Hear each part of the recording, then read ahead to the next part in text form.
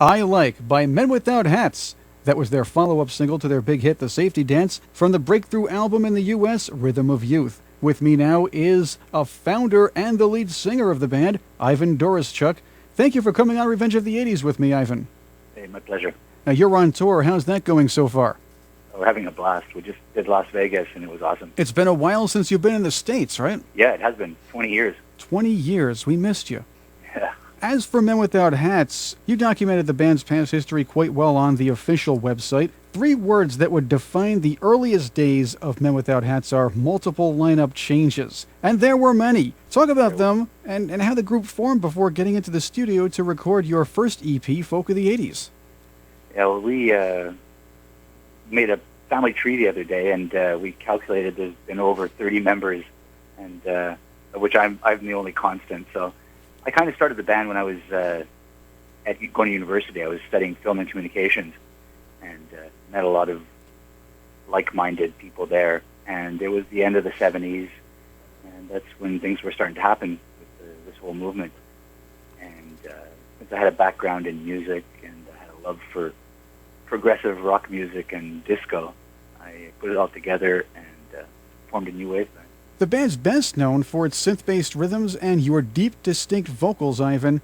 How were you trained as a singer? My mother is a classical singer and voice teacher.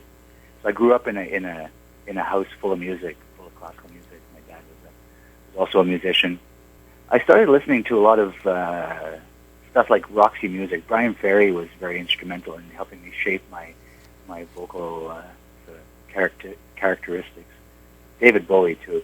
I came from Montreal, so growing up in Montreal, we were exposed to a lot of European progressive music, more than I think the rest of North America was. Your brothers Colin and Stefan were also involved in the band on and off. Yep.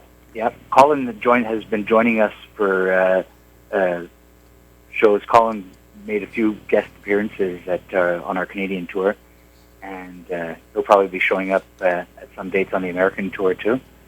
And but it's a whole new band. It's people I put together. There's members from L.A., Vancouver, and I'm living on Vancouver Island now, so it's a West Coast thing.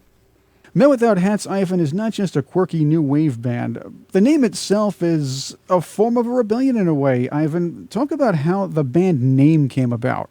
It was the mid-'70s was kind of a very experimental in music and in all kinds of other things, and I was just, exploring a lot of different things like the data movement and everything like that. And it kind of reminded me of a painting that I saw once, a painting of a pipe, and it said underneath it, "This is not a pipe."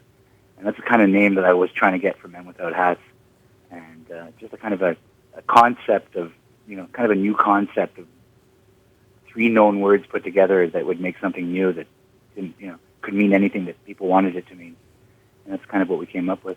The Safety Dance proved to be an international hit for you. Not bad for a song that had its own history. It was sort of a response to being kicked out of a club. Yeah, we were. It was back in the late '70s, and disco was dying out. And but in the clubs, if they played something remotely new wave, it would be Blondie's "Heart of Glass" or the B-52's "Rock Lobster," "Roxanne" by the Police, and we'd get up and start pogoing and slam dancing, and that's it. We'd get kicked out invariably. I was told to go sit down. So I wrote the Safety Dance as a response to all that. A little side note to the Safety Dance and its video, the actress who was the blonde in the Safety Dance video and the actor who played the elf were also in your I Like performance video. Yeah. I don't know what happened to the girl. She's pretty much of a mystery, but Mike Edmonds was the actor, and he's a pretty famous guy. He was in Star Wars. He was in a bunch of movies where they require little people. Yeah, he was fairly accomplished. Yeah, no, he was a famous guy. Ivan Doroschuk is with me, the lead singer of Men Without Hats. He's on tour right now with the band. We'll talk more about that a little bit later on. But Ivan, I wanted to get to this about your music and the way you put the albums together, especially in the early years.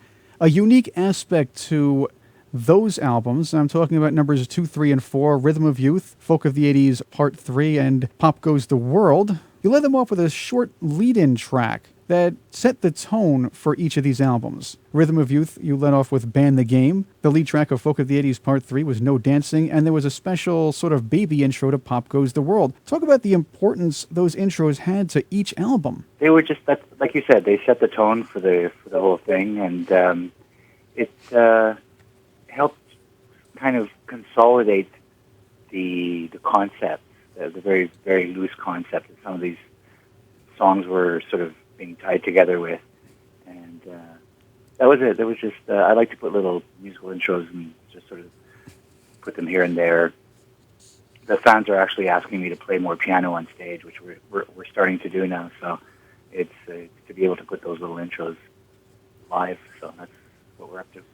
I have to say, one of the great lines in music history was from No Dancing. People tried to tell me that my head is screwed on wrong, but I tried to remind them that I've known it all along. Yeah, you could be describing me on that one.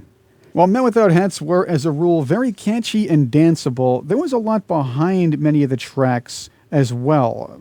Now, I may be reading into some of them a little too much, and I know some people do that to songs, but how did you, as a writer, make sure to mix some deep or peculiar meaning in with very memorable melodies? I'm a big fan of science fiction. When I grew up, my dad turned me on to science fiction, so I've always been reading pretty spaced-out stuff.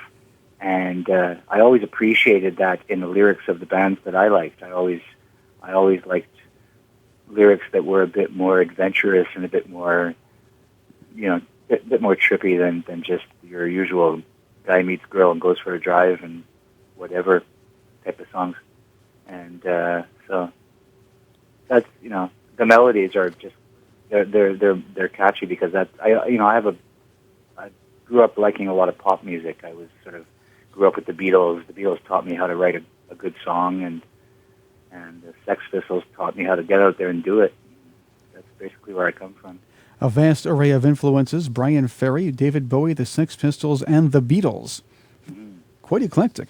Interesting setup for Rhythm of Youth. You had an American release and a Canadian release. The significant thing about those two was that Living in China was not in the American version of Rhythm of Youth. Was there a reason for that? That was just a record label choice. I think they wanted to include Antarctica on the record, which was from the Folk of the 80s EP. And it had been the first single that we'd released in the rest of the world. I think that was one of the reasons, and I don't know. It wasn't my decision. It was a record label decision, and it's not unusual for different territories, for an international release, for different territories to put different songs on the record and mix up the order of the songs or whatever. It happens all the time. That's a good point. In fact, most fans know that Living in China appeared as the B-side to the Safety Dance single. One day, Ivan, I listened very closely to Ideas for Walls on the Rhythm of Youth album. Was this sort of a display of a hidden aspiration of becoming an interior decorator? Tell you, man, I still don't know what that song's about. I like the idea of the W for the wall and the H in the hall. I thought that was interesting. My wife won't let me do it, though. Yeah. Yeah, she doesn't let me do anything like that. One day I'm going to figure it out. Ivan Doroschuk is my guest on Revenge of the 80s Radio. Straight ahead, we'll talk about the later Men Without Hats albums, what Ivan's doing today, and some new music coming down the pike.